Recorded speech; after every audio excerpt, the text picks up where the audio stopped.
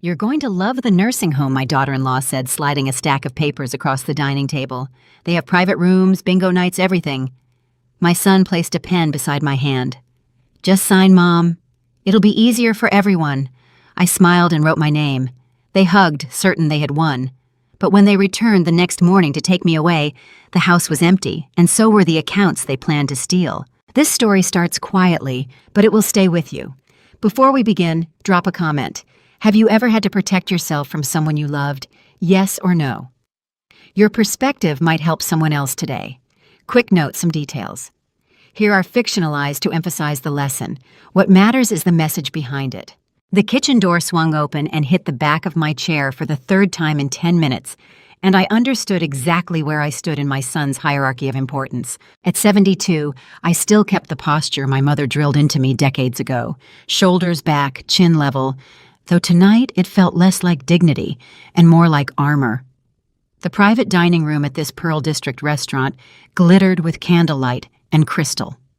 30 guests arranged around an elegant table, celebrating my son and daughter-in-law's 14th wedding anniversary. I sat at the far end, next to the swinging kitchen door, far from the place of honor, where a mother might traditionally sit. My son Lyle, 44 years old and owner of a failing event planning company, had inherited his father's height, but none of Lawrence's warmth. He stood at the head of the table, now raising his glass in what I'd assumed would be a gracious toast. Instead, he looked directly at me, with eyes that held something I'd never seen before: calculation. "To Simone," he said, his voice carrying across the murmured conversations. "The woman who's been patient beyond measure, especially with family obligations that have become increasingly burdensome. Simone Whitfield, my daughter-in-law of 14 years, wore her practiced elegance like a costume. Brilliant white teeth, carefully applied lipstick, eyes that never quite reached warmth. She rose from her seat with fluid grace, her champagne glass catching the light. "I'll add to that," she said, and the room fell silent.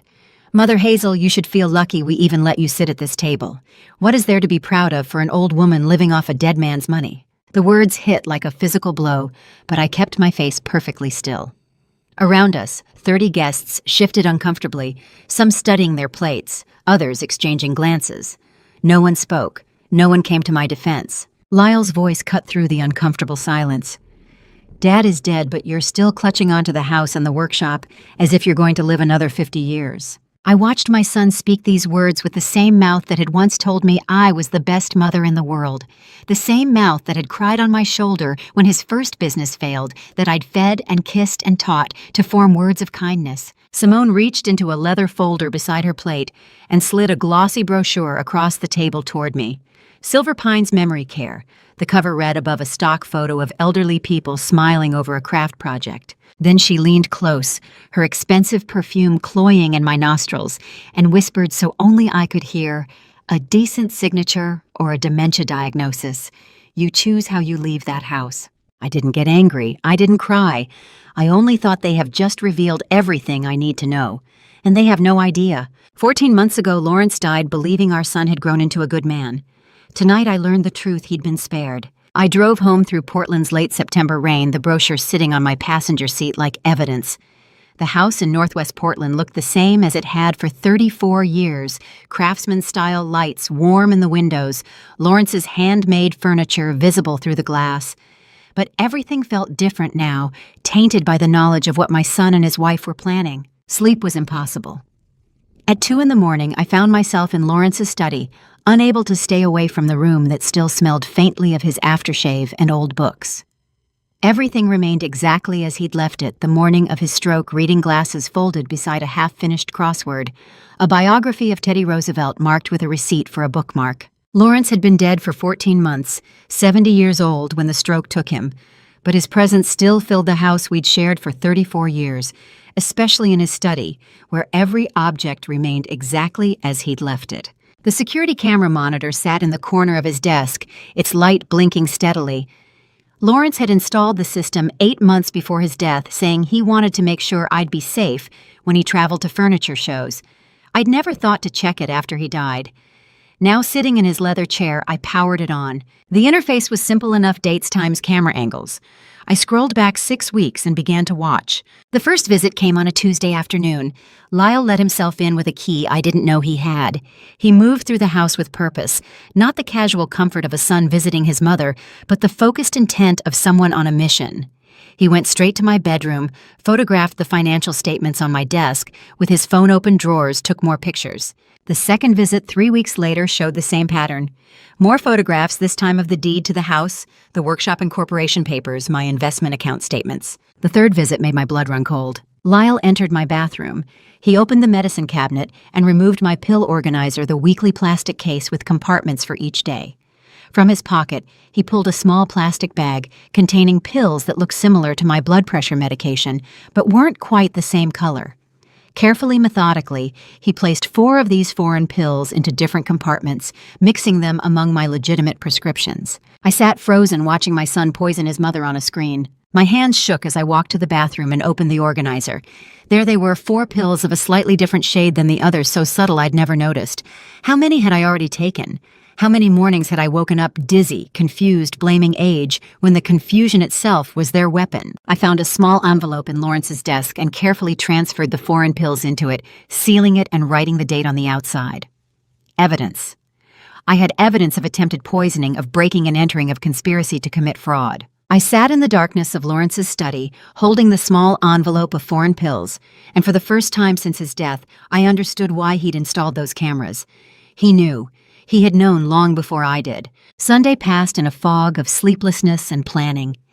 By Monday morning, rain drummed against the windows of Celeste Ashford's office as I placed the small envelope on her mahogany desk and watched 40 years of legal experience register as alarm in her eyes. Celeste Ashford, 65, rose from behind her desk with the dignified bearing of someone who'd spent 4 decades helping people navigate life's cruelest complexities, her office overlooking Old Town Portland's rain-soaked streets. She'd handled Lawrence's estate planning for 25 years, drafted our wills, witnessed our signatures on documents that now felt like they belonged to a different lifetime. "Hazel," she said, settling back into her chair after greeting me. "When you called this morning, you said it was urgent. What's happened?" I'd rehearsed this conversation during the drive over, trying to find words that wouldn't sound hysterical. But sitting there watching rain streak the windows behind her, I simply pushed the envelope across the desk. 4 pills I found in my medication organizer," I said. "Pills that aren't mine. I have security footage of my son putting them there." Celeste's expression shifted from concern to something harder. She reached for the envelope but didn't open it, instead, meeting my eyes directly. "Before we discuss this," she said carefully, "there's something you need to know. Your son called my office 2 weeks ago." The words hit like cold water. 2 weeks ago. He introduced himself as the family representative and asked about filing an emergency conservatorship in Oregon. He claimed you were showing signs of severe cognitive decline, forgetting appointments, confusion about finances, inability to manage daily tasks. Celeste's voice was measured, professional, but I could see anger tightening the corners of her mouth. "I told him I couldn't discuss your affairs with him and documented the call. I should have called you immediately. I'm sorry I didn't." 2 weeks before the anniversary dinner. 2 weeks before Simone's public humiliation and whispered ultimatum. This wasn't a spontaneous scheme born of desperation. This was methodical, calculated, planned. "What exactly did he ask?" My voice sounded steadier than I felt. He wanted to know the procedures, the timelines, what medical documentation would be required. He was very specific about wanting to move quickly once the paperwork was filed. Celeste picked up the envelope. "May I?" I nodded, watching her carefully open it and examine the 4 pills. Her jaw tightened. "Hazel, this isn't an inheritance dispute anymore. This is attempted poisoning." She reached for her phone. "I'm a mandatory reporter under Oregon law, ORS 124. I have to contact Adult Protective Services immediately." "Do it," I said. For 50 years of marriage, Lawrence had protected me from painful truths. Now I was learning to protect myself. Celeste made the call while I sat in the leather chair, rain blurring the world outside into watercolor streaks. She spoke in precise legal language, elder abuse medication, tampering evidence of criminal conspiracy. When she hung up, she turned to me with an expression I'd never seen on her face before: protective fury. "They'll open an investigation," she said. "But we need to know what we're dealing with. Do you have a pharmacist you trust?" I did. Gregory Sutton had filled my prescriptions since Lawrence and I moved to Northwest Portland in 2003. Cornerstone Pharmacy sat 3 blocks from my house, a small independent operation that had somehow survived the arrival of chain drugstores on every corner. Gregory Sutton had been the head pharmacist for 23 years, a methodical man who still remembered every customer's name and medication history without consulting a computer. When I walked in that afternoon, he looked up from the prescription he was filling and smiled. "Mrs. Whitfield, your refill isn't due until next week. I need you to look at something, Gregory, something that concerns me." His smile faded as I handed him the envelope. He led me to the consultation window at the back of the pharmacy, away from other customers, and carefully tipped the pills onto a white counting tray. He examined them under a magnifying glass for a long moment, then looked up at me with concern darkening his features. "Where did you get these?" he asked. "They were mixed into my prescription organizer. They're not mine, are they?" "No." He turned one of the pills over with a small spatula. "These are lobenzodiazepine, banned from prescription in the United States since 2019.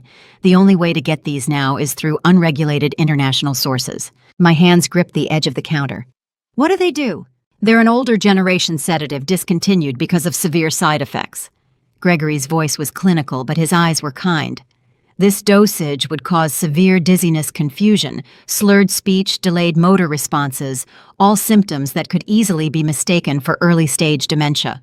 The pharmacy's fluorescent light suddenly felt too bright. All those mornings I'd woken up dizzy, blaming age. All those times I'd forgotten where I'd put my keys, attributing it to grief over Lawrence. All those moments I'd felt confused about simple tasks and wondered if I was losing my mind. How many mornings had I blamed myself for feeling confused when the confusion itself was their weapon? "These symptoms," I said slowly, "they would create a medical pattern, evidence for a conservatorship filing." "Exactly." Gregory's expression was grim. "Mrs. Whitfield, someone has been systematically poisoning you to manufacture symptoms of cognitive decline." He preserved the pills in a sterile container and began writing an official report. He would coordinate with the DHS investigation Celeste had initiated. He would document everything with the precision of someone who understood that details mattered in court. I drove home in the rain, thinking of all the mornings I woke up dizzy, not understanding why. How many pills had I already taken? And since when? The answer came that night when I couldn't sleep reviewing the security footage again. The first pill appeared in my organizer on September 1st, 6 weeks before the anniversary dinner. 6 weeks of systematic poisoning, carefully building a medical record of confusion and decline. By Tuesday evening, I had made a decision. I found Colleen in my kitchen, and instead of asking her to leave, I asked her the question I'd been dreading since Monday. "How long have you been reporting my schedule to my daughter-in-law?" Colleen Dalton had worked for my family for 18 years since Lyle was 26, and Lawrence was building the workshop's largest contracts and knew the rhythms of this house better than anyone still living.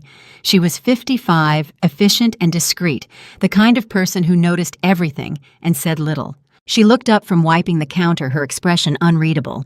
Then without a word, she reached into her apron pocket, pulled out her phone, and placed it on the kitchen table between us. "I haven't been reporting your schedule, Mrs. Whitfield," she said quietly. "I've been inventing it. Every message I sent her was a lie." I stared at the phone, not understanding. Colleen unlocked it and opened her text messages with Simone scrolling back through weeks of conversation. "October 8th, she said, pointing to one exchange. "She asked where you were that afternoon. I told her you were napping for 2 hours. You were actually at the workshop meeting with the accountant about the quarterly taxes." She scrolled further. "October 2nd.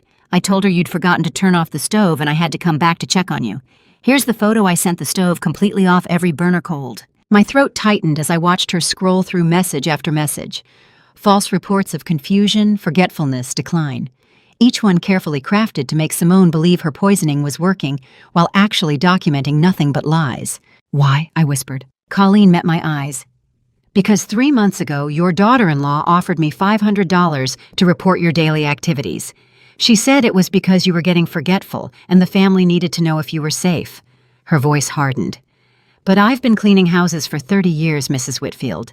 I know the difference between concern and conspiracy." She scrolled to a message dated October 10th. "Look at this one from last Thursday." The text from Simone read, "If she doesn't sign by November 15th, we'll do this another way. You know what that other way is." "November 15th, I said. That's their deadline." I saved every message, Colleen said. Every threat, every request for information, every time she tried to get me to do something that would hurt you. She looked at me steadily. I've worked for your family for 18 years. I know what Lawrence would do in this situation, and so do you. For the second time in 3 days, someone I'd suspected of betrayal revealed themselves as an ally. I was learning to see in the dark. Wednesday morning, I sat across from Celeste in her office again, this time with a legal pad full of notes, and Colleen's phone messages printed and organized in a folder. November 15th, Celeste said, studying the text message. That gives us 4 weeks. No, I said. We have 3 weeks and 5 days. I want everything locked by November 10th before they even know we're ready. Celeste looked up and I saw approval in her eyes. Offensive strategy. I like it. She pulled out her own notepad. We execute 3 steps in parallel. First, independent medical evaluations. I'll schedule you with 2 neurologists at Oregon Health and Science University. Their reports will completely neutralize any guardianship petition. She made a note. Second, we establish an irrevocable trust. Lawrence and I drafted the framework years ago. We can convert it quickly. The workshop, the commercial real estate, the investment accounts, everything goes into a trust that can't be touched, even if they somehow got a court order. And third, I asked, third, we hire a private financial investigator to audit your son's company. If he's this desperate, there's a reason. We find it, we document it, and we have leverage if we need it. I thought about the security footage of Lyle photographing my financial documents. He's drowning in debt. Then let's find out how deep the water is. Celeste pulled out a calendar and began marking dates. The neurological evaluations will take a week to schedule another week for results. The trust can be drafted and executed in 10 days if we move fast. The financial investigation, I know someone who can turn that around in 2 weeks. She looked up at me. This is tight, Hazel. Very tight. If anything delays... Nothing delays, I said. They're planning to destroy me on November 15th. We'll be ready on November 10th. Celeste studied me for a long moment, then nodded. You've changed since Monday. Monday, I discovered I was being poisoned. Tuesday, I discovered I wasn't alone. I met her eyes. Today, I'm discovering I'm not helpless. She smiled a real smile, not the professional courtesy kind. Lawrence always said you were the strong one. He was right. The mention of Lawrence's name sent a pang through my chest, but it wasn't the hollow grief I'd carried for 14 months. It was something sharper, clearer. He'd known. He'd installed those cameras knowing this might happen. He'd drafted estate plans with Celeste, knowing I might need to protect myself. He'd been preparing me for this fight even while hoping I'd never have to wage it. They were building a cage with a calendar. We were building a fortress with a clock set 5 days faster. Celeste closed the folder and met my eyes across the desk. They think they're preparing for November 15th. They don't know that our November 10th is the date that actually matters. For the first time in weeks, I smiled genuinely. The safe dial turned exactly 3 numbers left, 2 right, 4 left. Lawrence's safe opened with a metallic click that echoed through his study Thursday night. I had avoided this moment for 14 months, but Celeste's words about documentation pushed me forward. The overhead lamp cast shadows across stacks of property deeds and insurance policies. Beneath the legal documents, an envelope rested against the safe's back wall. My name appeared in Lawrence's distinctive cursive across cream-colored paper. The postmark showed November 2021, 8 months before his stroke. My hands trembled as I unfolded the letter. My dearest Hazel, it began. If you're reading this, I'm gone and there are things you need to know about our son. The words blurred as I read about September 2016. Lawrence had discovered Lyle embezzled $90,000 from Heritage Woodworks over 18 months, falsifying vendor invoices and routing payments to shell accounts. My husband had confronted him privately, forcing repayment through Lyle's business accounts. They agreed to keep it from me to preserve our family. I thought paying it back would change him, Lawrence wrote. I was wrong. Watch him carefully. Trust Celeste completely. She knows everything. The paper crumpled in my grip. Lawrence had protected me from the truth, but he had known. 7 years ago, he had seen exactly what Lyle was capable of, and still our son had returned for more. I pressed my palm against the desk where Lawrence had worked for 40 years.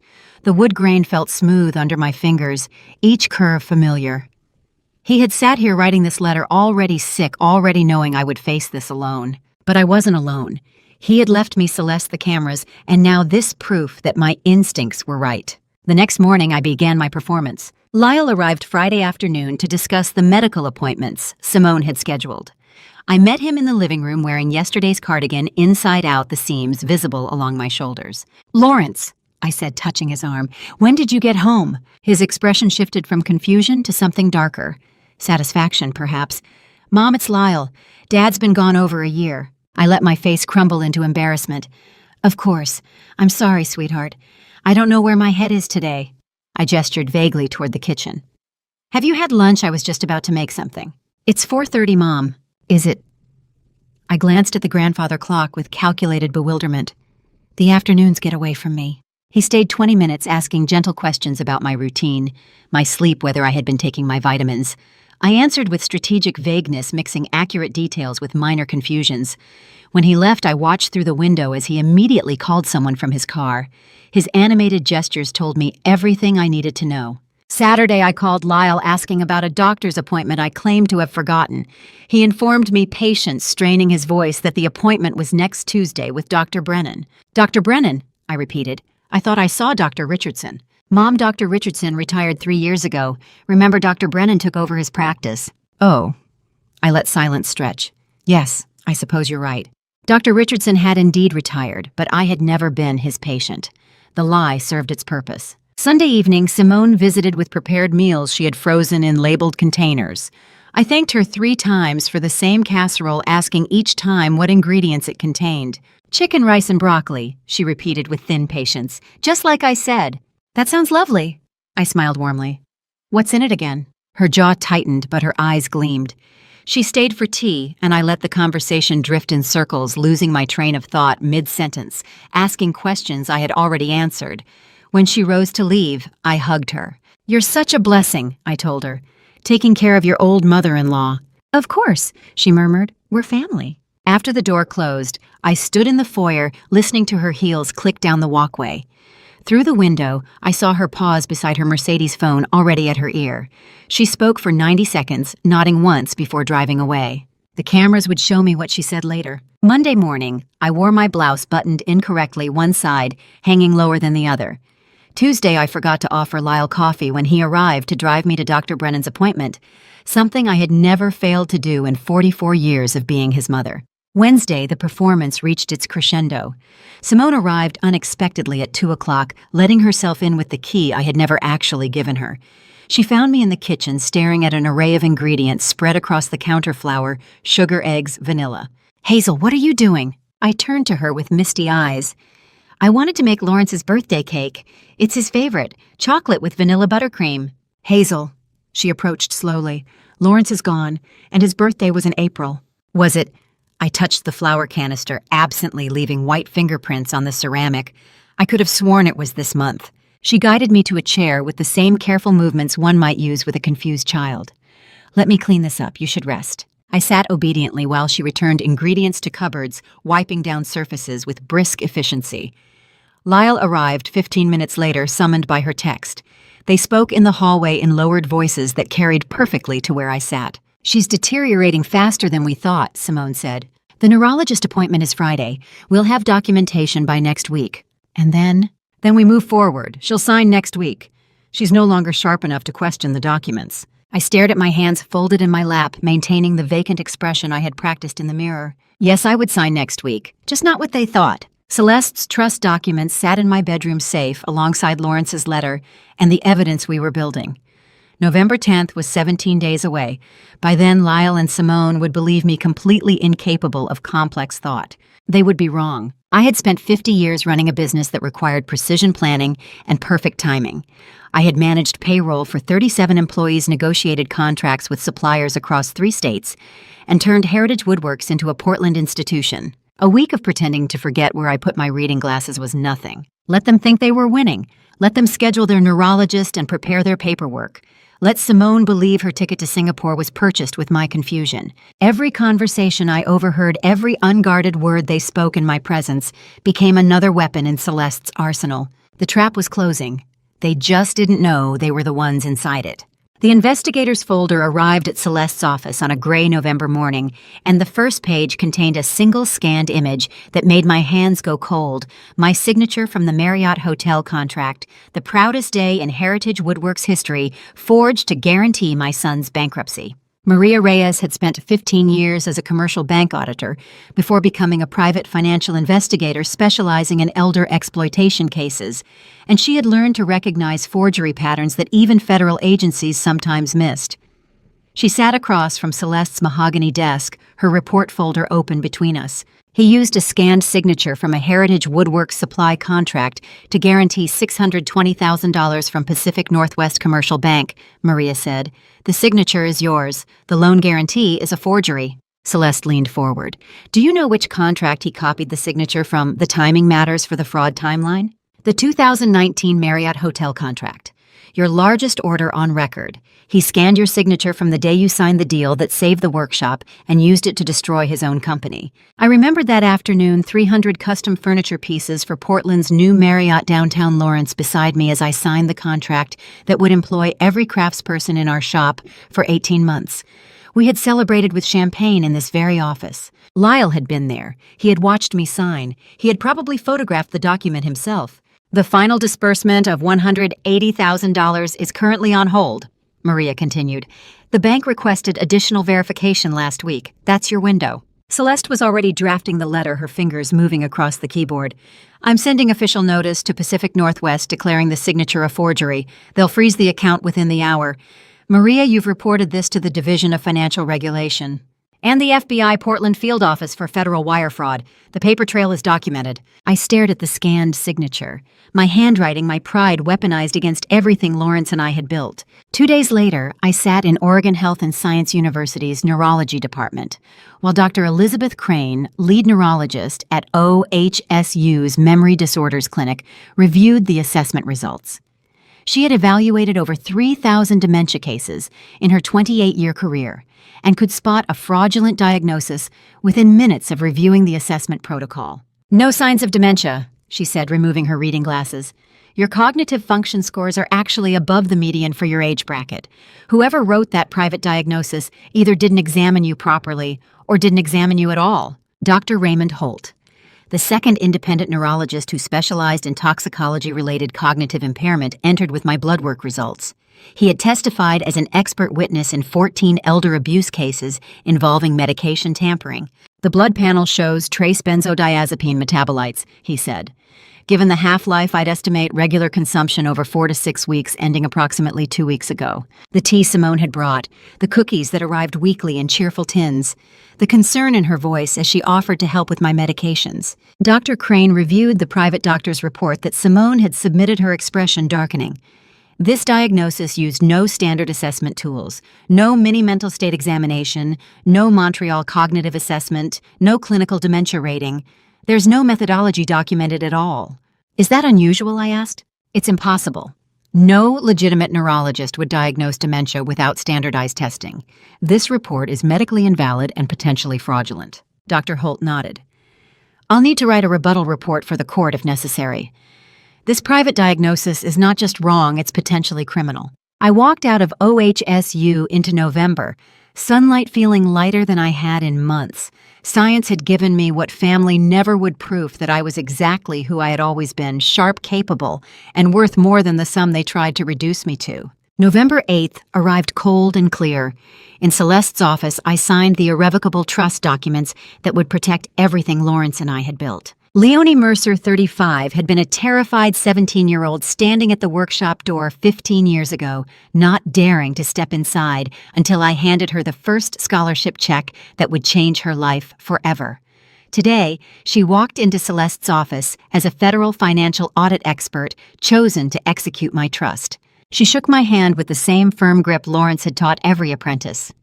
"It's an honor," she said quietly. Celeste walked us through each transfer. Heritage Woodworks moved into the trust, the commercial land, every investment account. The primary residence remained in my name, conspicuous bait. The primary residence stays in your name for now, Celeste explained. If they think that's still accessible, they won't realize how much they've already lost. Leonie reviewed the asset documentation. The commercial land has attracted interest from a hotel development group. They're negotiating a purchase price of $2.4 million. I blinked. The tax assessment values it at $800,000. Tax assessment and market value are very different numbers. The location is prime for development. They want to close by year-end. $2.4 million. The land Lawrence had purchased in 1987 for $90,000 would fund scholarships for a generation. For 6 weeks, they had been building a trap with my signature and a calendar. I had been building a fortress with law medicine and time running 5 days faster than they knew. Celeste opened one final folder. There's one more asset Lyle never knew existed. The Copyright Fund has been generating royalties for 15 years. 26 furniture designs all registered jointly in your names between 1998 and 2015. Current value $400,000 with steady annual income. Lawrence had insisted on registering every original design. I had thought it was professional pride. It had been protection layers of wealth built so deep our own son could not map them. Leonie witnessed my signature on the final page. The notary pressed her seal into wax. November 8, 2023, 2:47 in the afternoon. The fortress locked. Celeste closed the final folder and looked at me across the rain-soaked windows. No matter what happens beyond this threshold, no one can touch what you built. I thought of Lawrence, who had protected me for 40 years. I had finally kept my promise to protect what we built together. But the most dangerous discovery was still 2 days away, and it would come from Lyle's own unlocked phone. Lyle's iPhone sat face up on the glass conference table in his failing event company's office, and when he stepped out to take another call, I watched a notification light up the screen that would change everything I thought I understood about my daughter-in-law's loyalty. November 9th, 4:30 in the afternoon. He had summoned me to discuss Friday's neurologist appointment to review the timeline for what he called transferring responsibilities. The office smelled of coffee and desperation. His phone vibrated, the screen illuminated. Travel confirmation from British Airways. I leaned forward, reading the preview text. Your booking confirmation. Simone Cole, London Heathrow to Singapore. One way.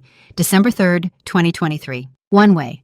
Not round trip. December 3rd, 19 days from now. A second notification appeared immediately below. Transfer confirmed $180,000 to account ending 7741, Pacific International Trust, Singapore. I pulled my own phone from my purse with movements I had practiced for weeks appearing confused and slow. My hands photographed his screen in 3 quick shots before the display dimmed. When Lyle returned 90 seconds later, I was staring vaguely at the framed photographs on his wall. Sorry, Mom. Client emergency. He smiled the smile I had watched him perfect since childhood, the one that meant he was lying. Where were we? The appointment Friday, I said softly. You were explaining what I need to bring. That evening I called Celeste from my bedroom. She's not fleeing with him, I said. She's fleeing from him. Simone booked a one-way ticket to Singapore for December 3rd and transferred $180,000 to an offshore account. He's going to prison.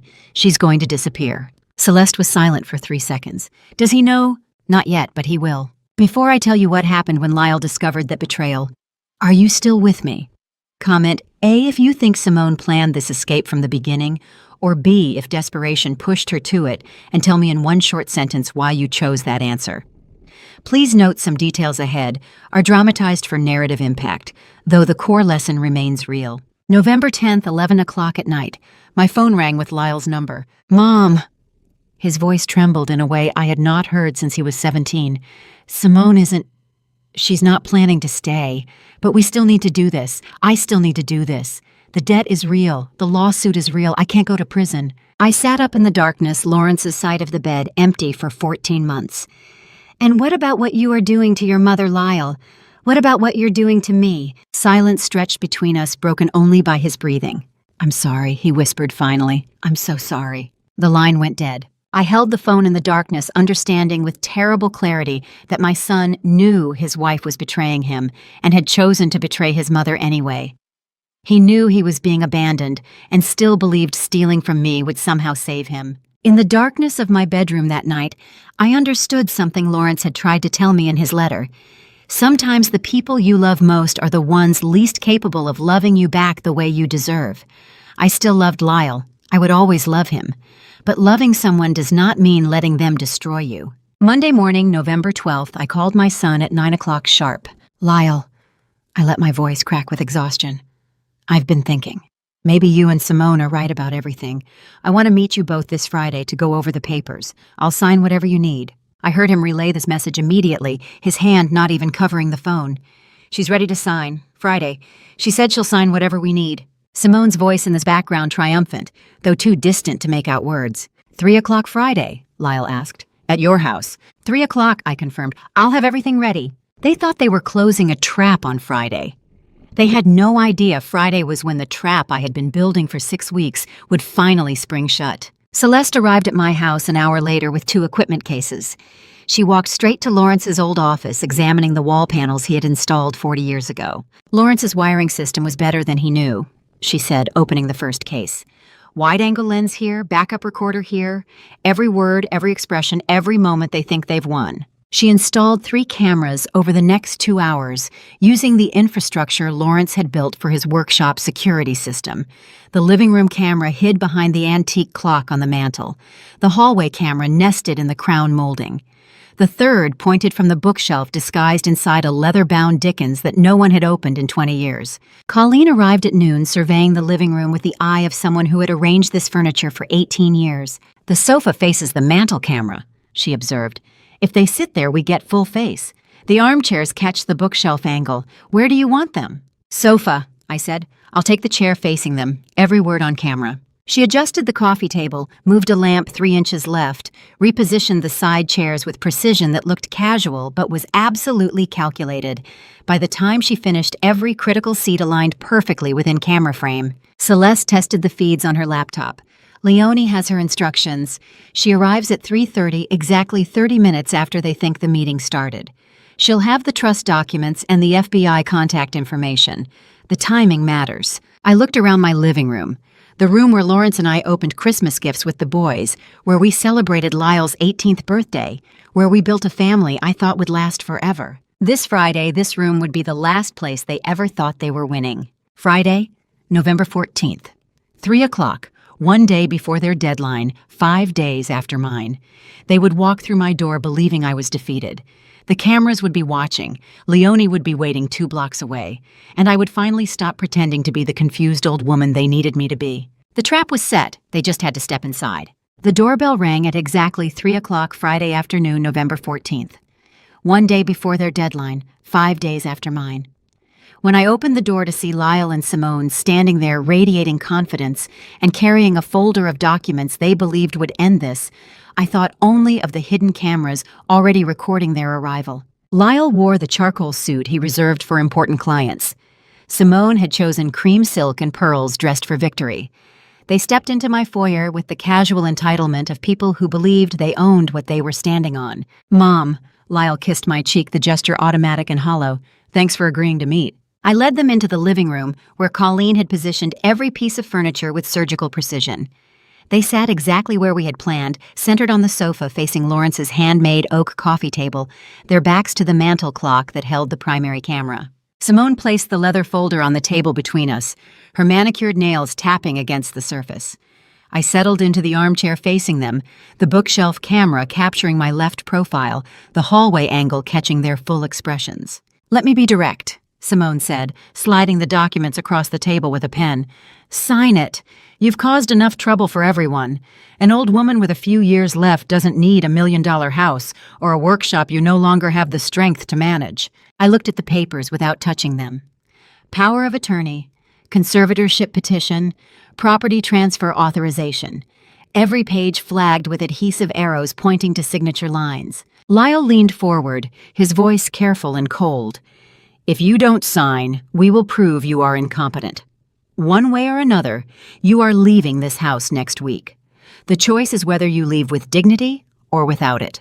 The mantel clock ticked in the silence. 3:04, 26 minutes until Leonie. I slid the documents back across the table, meeting my son's eyes. "You got one thing right, Lyle. Next week someone is leaving this house. You're just wrong about who." Simone's laugh was sharp and triumphant. She glanced at Lyle with an expression I had seen before, the look of someone who believed they had already won. "She's ready, finally. We can have her in Silver Pines by Wednesday, the house listed by Friday. The accounts will transfer once the conservatorship is filed Monday morning." They spoke as if I were not sitting 3 feet away, as if I were already the incompetent old woman they needed me to be. The cameras recorded every word, every gesture, every moment of casual cruelty performed with such confidence they had forgotten to pretend. I watched my son, the baby I had rocked through fevers, the boy Lawrence taught to use a lathe, the man we had believed would carry our legacy forward. I understood what Lawrence had known in his final months. Sometimes love is not enough to change who someone chooses to become. The facility director already has the intake paperwork. Lyle continued, addressing Simone while I sat between them. Once she signs, we can move her as early as Tuesday. The furniture appraisal is scheduled for next Friday. What about the workshop? Simone asked. Listed separately. Commercial real estate, different market. Celeste can handle the estate details after the conservatorship is filed. They had planned everything, timed everything. They sat in my living room discussing dismantling my life with the same detachment they might use planning a vacation. Simone turned to me with manufactured patience. Hazel, this is for your own good. You're not capable of managing these properties anymore. The medical documentation proves it. You need professional care. The medical documentation, I repeated softly, from Dr. Brennan. Your cognitive decline is documented. We're not doing this to hurt you. We're protecting you from yourself. The leather armchair felt solid beneath me, the same chair where Lawrence had read the newspaper every Sunday for 4 decades. I folded my hands in my lap and said nothing. Lyle's phone buzzed. He glanced at it, then stood. I need to take this. 2 minutes. He stepped into the hallway, his voice dropping to a murmur I could not make out. Simone remained on the sofa, examining her nails with the bored patience of someone waiting for paperwork to finalize. You know, she said without looking at me, if you had just been reasonable from the start, this could have been easier for everyone. But you had to make it difficult. Difficult, I echoed. All this resistance, the confusion, the appointments, the questions. It's exhausting, Hazel. Some people accept their limitations gracefully. Lyle returned, sliding his phone into his jacket. That was the facility. They can take her Wednesday morning if we get the paperwork filed Monday. Perfect. Simone picked up the pen and held it out to me. Sign the first page. We'll witness it. I looked at the pen in her hand, then at the documents on Lawrence's coffee table, then at my son standing beside the woman who had booked a one-way ticket to Singapore and planned to leave him holding every criminal charge. My watch read 3:18. 12 minutes until Leone. 12 minutes until they learned what the word incompetent truly means. I need a moment, I said quietly. This is a big decision. Simone's expression softened into something that might have passed for sympathy if you did not look closely at her eyes. Of course. Take your time. We're not trying to rush you. She leaned back in the chair, the exact position Colleen had arranged for optimal camera angle, and smiled at me with something close to pity. Finally, you understand. I looked at her and thought of Leone parked 2 blocks away, waiting for Celeste's signal, counting down the minutes. I thought of the 3 folders in Lawrence's desk, the evidence we had compiled over 6 weeks, the trust documents that had locked my estate 5 days ago. They had no idea what I was about to show them. I stood at exactly 3:20, walked to Lawrence's desk, while Simone's triumphant smile still hung in the air, and retrieved the 3 folders I had been preparing for 6 weeks. Folders that would prove they had never understood who they were trying to destroy. I placed the first folder on the coffee table between us. 2 independent neurologists from Oregon Health and Science University. I said, opening it to reveal the OHSU letterhead. No dementia, cognitive function above the median for my age bracket. But they did find something interesting in my blood work benzodiazepine residue from 4 to 6 weeks of systematic poisoning. Simone's face went blank. Lyle leaned forward, reaching for the document, but I moved it out of reach. Dr. Elizabeth Crane and Dr. Raymond Holt, 28 years and 14 elder abuse cases, respectively. Their evaluations are filed with the Oregon Division of Financial Regulation and the FBI Portland Field Office. I placed the second folder on top of the first. This trust was signed and notarized on November 8th. I let the date settle between us. 6 days ago, Lyle. The workshop, the commercial land worth $2.4 million, the investment accounts, the copyright fund, generating $400,000 in royalties, all transferred to an irrevocable trust with Leone Mercer as independent executor. Lyle's expression shifted from confusion to comprehension to something close to panic. What are you talking about? What trust? The one I signed 5 days before your deadline. You were never going to touch any of it. I left the house in my name as bait, while the real assets were locked away beyond your reach. Simone stood abruptly. This is absurd. You can't create a trust if you're incompetent. We have medical documentation from a doctor who never examined me using assessment protocols that don't exist. I opened the third folder. Federal wire fraud for the $620,000 forged loan guarantee using my signature from the Marriott contract. Medication tampering charges for the benzodiazepines you dissolved in tea and cookies. Elder financial exploitation. And this, I placed a pharmacy analysis report on top. Toxicology from Gregory Sutton identifying sedatives banned for use in patients over 65. The mantel clock ticked in the silence. "You wanted to turn me into a demented old woman, incapable of managing my own life," I said quietly. "While you were doing that, I was building a criminal case file against both of you." I watched comprehension dawn on my son's face. Not guilt, not remorse, but the cold calculation of someone realizing his crime had been caught on record. That was the moment I stopped being his mother and became his victim. At precisely 3:30, the front door opened. Leonie Mercer walked in first, her posture confident and professional. Celeste followed, then two people I had never met, but whose identification badges read Oregon DHS Adult Protective Services. Detective Sarah Kessler, of the Oregon DHS Adult Protective Services Elder Abuse Unit, had investigated 43 financial exploitation cases in her 12-year career and recognized the signs of systematic poisoning the moment Celeste called her office 3 weeks earlier. She entered my living room with the calm authority of someone who had seen this exact scenario play out in dozens of families. Investigator Marcus Flynn. Detective Kessler's partner in the Elder Abuse Unit carried the documentation kit for recording victim statements and preserving evidence in real time during interventions. Lyle stood immediately, his voice rising with panic. It was her idea. The doctor, the medication, the whole conservatorship plan, it was all Simone. I only went along because the business debts were real. I didn't know she was poisoning anyone. I placed my phone on the coffee table and pressed play. Lyle's voice filled the room crystal clear, recorded in his office 6 weeks earlier when he had stepped into the hallway and left me alone for 90 seconds. "Just make her look confused for a few weeks. Dizzy, forgetful, unable to manage basic tasks. The court will hand everything over to us, and we can move her into Silver Pines before she realizes what's happening." The recording played for 45 seconds. Every word destroyed his attempt at scapegoating. Simone's eyes locked on Leonie. Recognition. Horror. The girl she had mocked 15 years ago.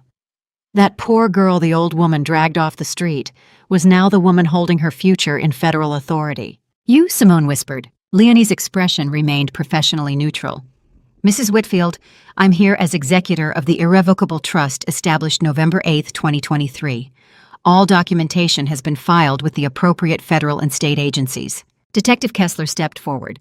"Lyle Whitfield, Simone Whitfield, we need you to come with us to answer questions regarding allegations of elder financial exploitation, medication tampering, and conspiracy to commit fraud." I looked at my son, this man I had carried and raised and loved for 44 years, and felt something break that could never be repaired. "I used to think losing my husband was the greatest pain of my life," I said. "I was wrong. The greatest pain is realizing the child you raised is waiting for you to die. But today, I understand something. Being a mother doesn't mean letting your child bury you while you are still breathing." Lyle's mouth opened closed. No words came. Simone grabbed her purse from the sofa, her movements sharp and desperate. "I want a lawyer. I'm not saying anything without a lawyer." "That's your right," Detective Kessler said, "but you're both coming with us now." They walked out of my living room flanked by investigators. Lyle's shoulders hunched, Simone's heels clicking against the hardwood floor Lawrence had refinished 30 years ago. The door closed behind them with a soft click that sounded like the end of everything. Leonie looked at me across the room, this woman I had given a scholarship to 15 years ago when she had been too afraid to step through the workshop door.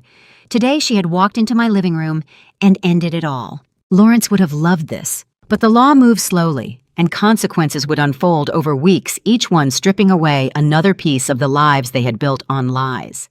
The legal system moved with the slow, inexorable weight of justice charges, filed indictments handed down a son and daughter-in-law who had tried to bury me alive, now watching their own lives collapse in courtrooms I chose not to attend. Celeste called mid-November with the first update. "The federal indictment came through this morning. Wire fraud, elder exploitation forgery. He's facing 15 to 30 years if it goes to trial. His attorney is already asking about plea negotiations." I sat in Lawrence's study, the phone pressed to my ear, feeling nothing but distance. Simone faced medication tampering charges under Oregon criminal assault statutes and medical fraud conspiracy. Pacific Northwest Commercial Bank moved to foreclose on their Scottsdale estate, the property heavily leveraged against the forged loan guarantees Lyle had created with my stolen signature. Whitfield and Cole Events filed Chapter 7. Bankruptcy in early December, $1.4 million in unpaid debts, vendor lawsuits, and frozen accounts, making survival impossible. Their marriage imploded spectacularly during plea negotiations. Celeste reported it with clinical detachment in early December. The marriage is done. Their attorneys can't even be in the same room without accusations flying. Simone's lawyer is claiming Lyle masterminded everything. Lyle's lawyer is blaming her medical fraud. The bank foreclosed on the house yesterday. I waited for guilt to arrive, for maternal grief to overwhelm the justice. It never came. What came instead was a quiet certainty that I had finally protected what Lawrence and I built, not from strangers, but from the son we raised. Somewhere in a county jail, my son waited for trial. Somewhere in a different facility, his wife did the same. I felt neither triumph nor grief, only the quiet relief of a woman who had finally stopped carrying weight that was never hers to bear. Late December brought different decisions. Tom Bergstrom had been Heritage Woodwork's lead foreman for 22 years, learning the craft directly from Lawrence and teaching 3 generations of apprentices the same meticulous joinery techniques that made the workshop's furniture last lifetimes. He sat across from me in the workshop office with 7 other senior craftsmen examining the sale documents Leonie had prepared. "Mrs. Whitfield, this price you're giving us the workshop for half what it's worth. We can pay more." I looked around the space Lawrence had built from concrete and visioned the smell of sawdust and linseed oil soaked into every surface. 60% ownership transferred to 8 men for $1.1 million, a price Leonie had confirmed was significantly below market value. "Lawrence built this place with his hands and his vision," I said. "You men helped him build it for 30 years. It belongs in your hands now, not sold to the highest bidder. Make furniture that lasts. That's payment enough." Tom's eyes went wet.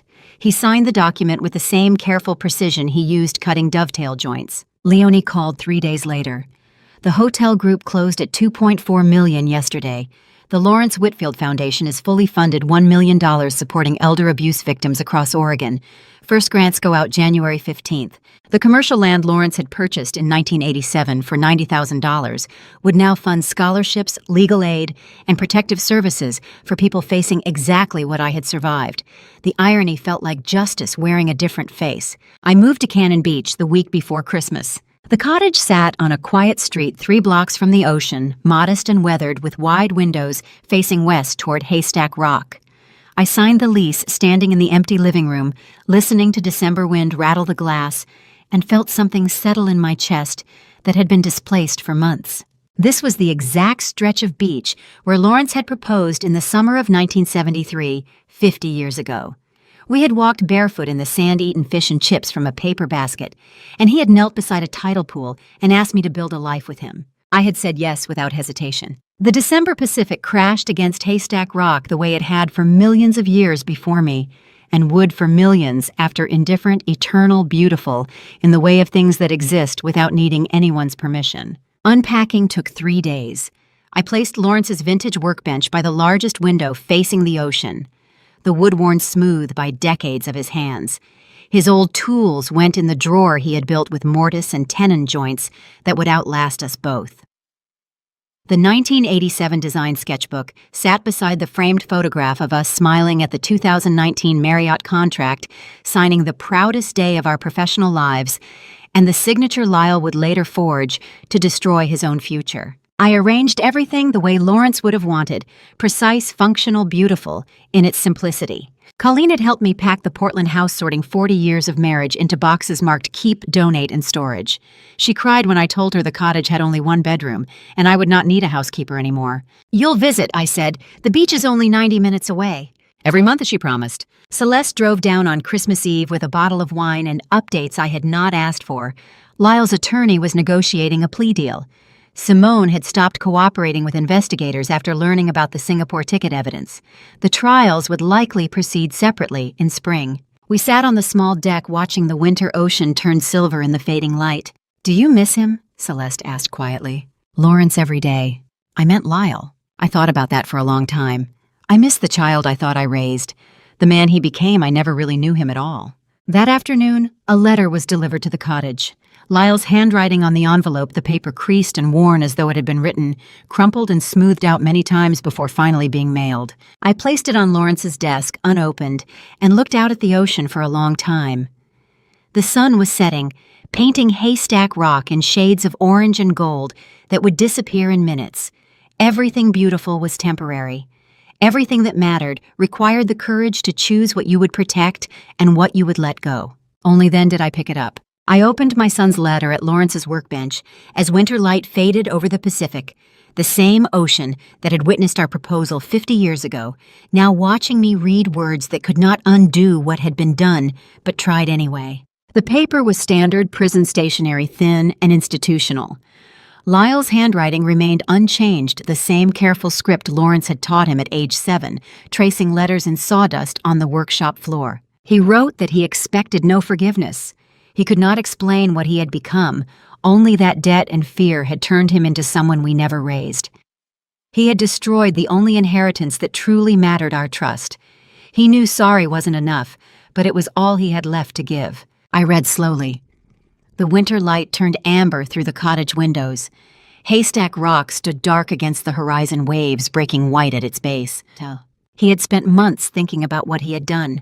Not just the forgery, the medication, the lies, but the moment he had decided my life was worth less than his debt. He kept searching for when that had happened, when he stopped seeing me as his mother and started seeing me as a solution. He couldn't find that moment. Maybe there hadn't been one. Maybe it was 1,000 small choices that accumulated into something unforgivable. The cottage smelled of salt air and cedar. I had unpacked Lawrence's tools that morning, arranging them the way he always had, by size and function. Lyle and Simone were no longer speaking. His attorney advised a plea deal, 8 to 12 years. He would be 54 upon release. I would be 82 if the years were kind. He didn't know whether I would still be alive. He wasn't sure he deserved to find out. My hands remained steady, holding the paper. He had learned through discovery that Lawrence's letter existed, that his father had known what he'd done 7 years earlier, and granted him a second chance anyway. He had wasted it. He had returned and done exactly what Lawrence had feared. His father had protected me from the truth then. I had to protect myself now. He was sorry I had to be that strong because he had chosen to be that weak. 3 pages, no excuses, no justifications, only acknowledgement. I set the letter on Lawrence's workbench and looked out at the December Pacific. I still loved him.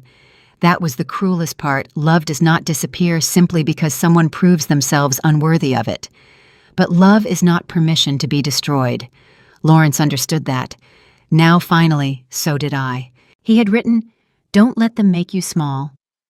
I never understood until now, not the making small, but the letting. The power to refuse had always been mine. I pulled a slip of paper from the drawer and wrote one word with his old fountain pen, received. Not forgiveness, not condemnation, acknowledgement. I clipped Lyle's letter beside Lawrence's vintage calipers, his folding ruler, his 1987 design sketchbook, and slid the drawer shut. I made tea. The kettle whistled like it had in every home we had shared. I was alone, not lonely. There was a difference I had spent 72 years learning. Outside, the December waves continued their ancient rhythm, caring nothing for human forgiveness or human grief, existing simply because they could. Just like me. And to you listening to my story, remember this. Being a mother doesn't mean letting your child destroy you. For years, I believed that loving my son meant trusting him unconditionally. I ignored the warning signs because I thought family meant never questioning motives. Don't make my mistake. When someone shows you who they are, even someone you raised, believe them. I waited until I was standing on the edge of losing everything before I finally protected myself. These revenge stories, with Mom as the survivor, aren't just about catching betrayal. They're about understanding that love without boundaries becomes permission to be destroyed. Family revenge stories like mine teach us that protecting yourself isn't selfish. It's survival. I believe God gave me the strength to see the truth when I needed it most, and the wisdom to act before it was too late. The greatest lesson I learned is this: your legacy isn't what you leave behind, it's what you refuse to let others steal while you're still here. If my story resonated with you, please leave a comment below and tell me what moment hit you hardest. Share this with someone who might need to hear it. And if you want more revenge stories with Mom standing strong, or other family revenge stories that remind us we're not alone, please subscribe to Silent Revenge with Phoenix. Your support means the world. Thank you for staying until the very end. As a reminder, some details in this story have been fictionalized for storytelling and reflection purposes. Any resemblance to real people or events is coincidental. What matters most is the message you have the right to protect what you built, even from the people you love.